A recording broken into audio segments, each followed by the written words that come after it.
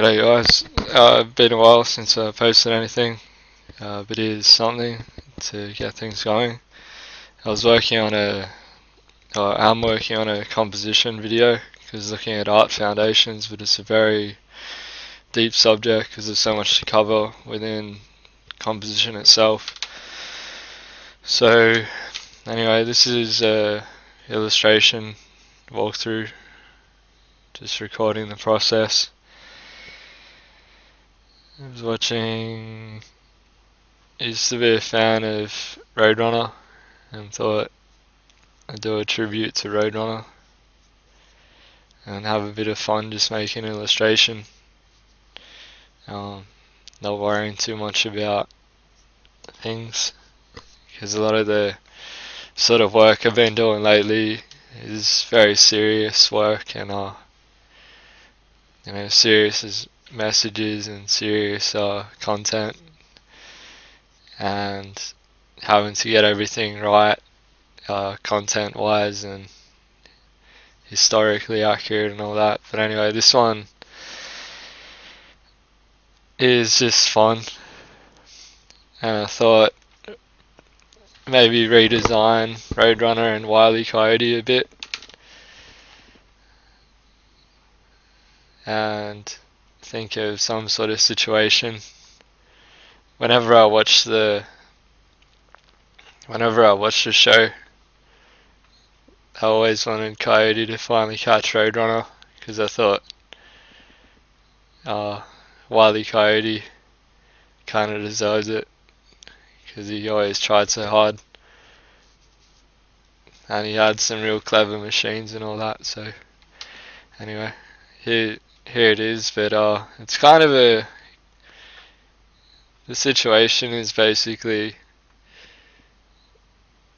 he's about to catch him, but if you've ever watched the show, even when he's about to catch him, something happens. So maybe in this one, the machine that he's driving will blow up or something, or malfunction and hurt himself. So the basic process, as you can gather from watching, is just go in with blue lines, very rough and thick, and then create a new layer, refine the lines, and then keep refining until I'm happy with it. That's the good thing about Photoshop, is you won't mess anything up, and you can always make a new layer and trace back over to clean things up. Just using the hard round brush, nothing special.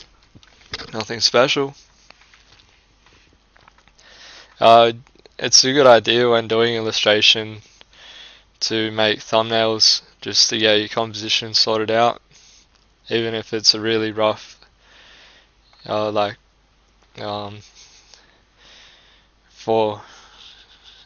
trying to think of a very small size, like thumbnail postage stamp size, may help just in the process.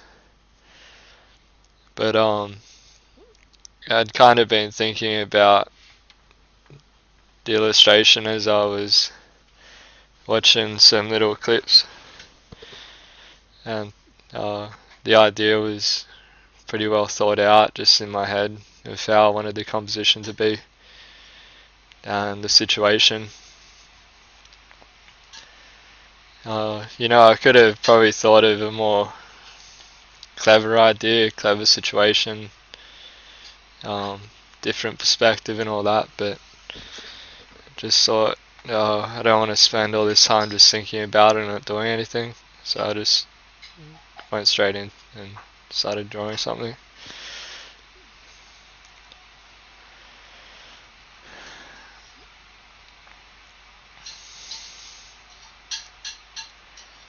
Yeah, I also thought about doing separate designs, so separately designing Coyote and RoadRunner and the machine, but that would take a lot of extra time, and I just wanted to have a nice illustration, so I went and did that. Although I might possibly do some straight character concept sheets of the characters, and think more about the design and how to bring something from a kind of simple cartoon and make it look real, like in a real world kind of anthropomorphic coyote and RoadRunner thing.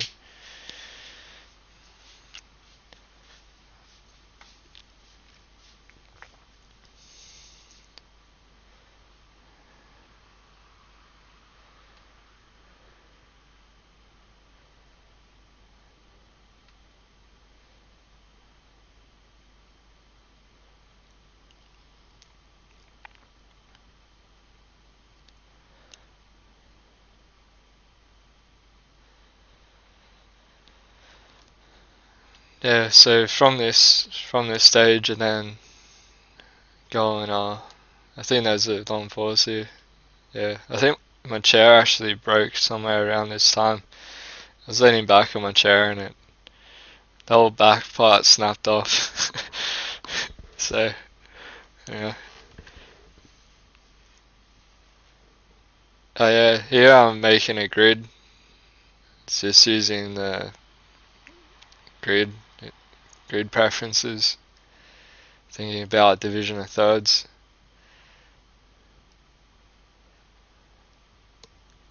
I'll speak more about that stuff in the composition video. While we're on the topic of composition, yeah, the video I'm releasing, I was originally gonna make how to digital paint have some sort of premium content for download, but I don't think I should charge any money for this stuff, because I'm really just regurgitating all this information that I find from other people. So I just enjoy making these videos, and in the process of making them and doing the research, I learn a lot too. So I decided just to keep this stuff free and make my money through other means and just through doing illustration and the other work that I do. So yeah, just to help you guys, and sharing is caring.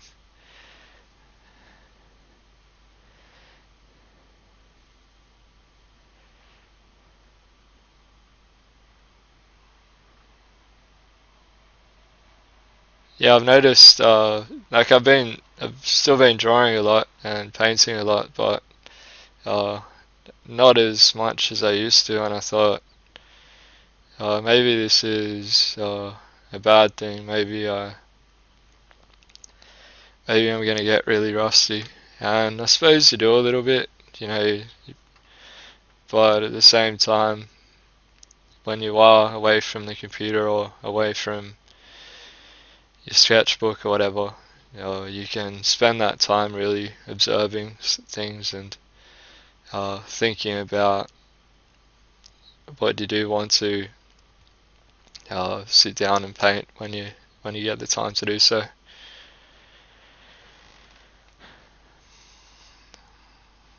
So yeah, if you have to work a day job and you don't get much time to draw and paint, just while you're at work, just really observe things and observe people, and how light hits objects and all that, and you'll just be taking mental snapshots of the world around you, and you'll be able to bring that into your illustration.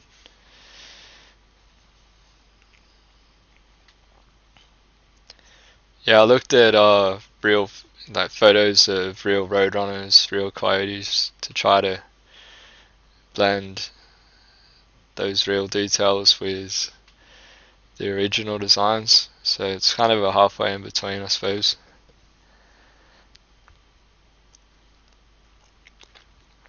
So once the lines are sorted out, I've now created a new layer underneath, just blocking in the background layer, just very simple colors, almost cut out shapes. And then on a layer above that, filling in the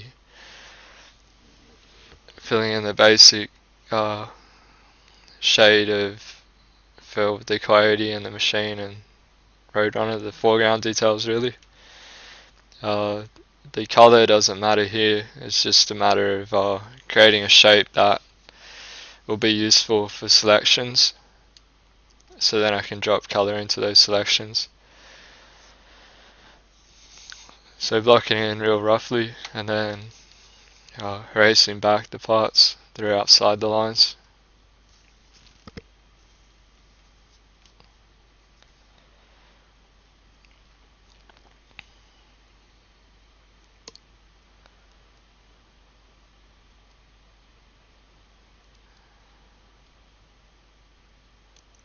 Yeah, there was quite a large portion of this process I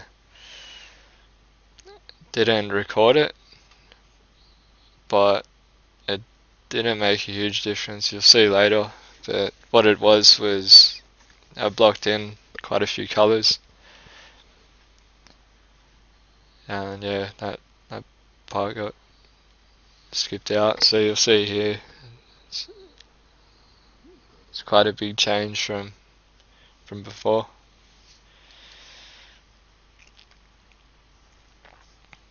So all I did was really select that grey layer that I made and then airbrush in different colours, and these colours will give me enough variety to start rendering and differentiate the different objects, you know, the coyote versus the machine that he's in, the local colours and things. Starting out simple, and then obviously later on I can introduce more hue shifts and value shifts and all that, and think about things such as reflected light, because there'll be reflected light bouncing from the asphalt or the road up until the base of the metal of the robot. Also reflected light bouncing from the desert or the sand and hitting the parts of the metal that are facing that, the planes of the metal that are facing the ground, and also the ambient light from the sky, so that would cause objects to be blue that are facing towards the sky.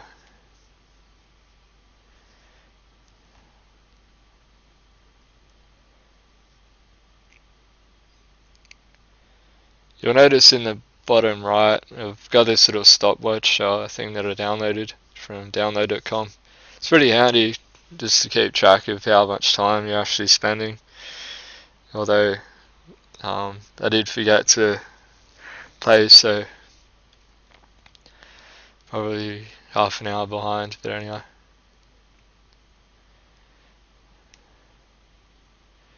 It is useful as well because you can determine if it's paid work. You can use this little stopwatch function, and then if you're charging hourly for an illustration, you've got a pretty accurate system for tallying or totaling how much time you spent on the illustration.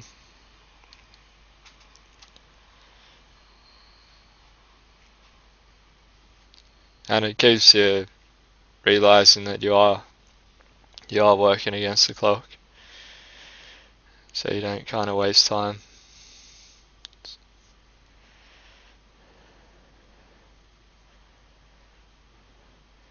Yeah, this is part one, so the end result is obviously still very sketchy, not really refined material wise and color wise, but it's definitely progressing and getting there. So in part two you'll see the process from here on, and I'll be taking it to a very realistic result. I want to make this feel like photoreal, because I often don't take it to that level of polish always, so I want to try to make something that is kind of a fake content matter and make it believable by the rendering and lighting and all that. Also, you see me just free transform it there. I thought I could make the perspective a bit more dynamic, so I've just swapped it a bit there, and I kind of like it better because it leads the eye more.